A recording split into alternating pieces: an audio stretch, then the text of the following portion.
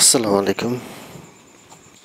যে যেখান থেকে আমাদেরকে ভিডিওটি দেখছেন সকলকে ধন্যবাদ জানিয়ে শুরু করছি অ্যাগ্রোমার্ট প্রজেক্ট থেকে আমাদের কাশ্মীরি সিমের কিছু চিত্র। আশা করি সকলে আমাদের সাথে থাকবেন।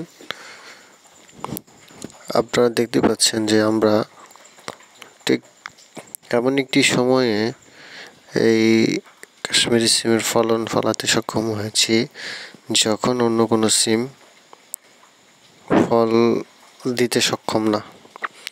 যেমন বিগত দিনে আমরা কেরালা সিমটা নিয়ে এসেছি, চাষ করেছি। বাংলাদেশের সমস্ত এলাকাতেই ছড়িয়ে গিয়েছে জাতটি। আর এবার আমরা যেটা নিয়ে এসেছি আগাম ফলন দিতে সক্ষম একটি জাত কাশ্মীরি, এবং সেই সাথে এই জাতটি পরবর্তী সময়ে কেরালার সাথেও কেরালার চেয়ে বেশি ফল দিতে সক্ষম, এবং এর ফলনটাও দীর্ঘদিন দিয়ে থাকে, এবং সব কিছু মিলে একটি পারফেক্ট একটি জাত। আশা করি সকলে আমাদের এই জাত চাষ করে লাভবান হবেন।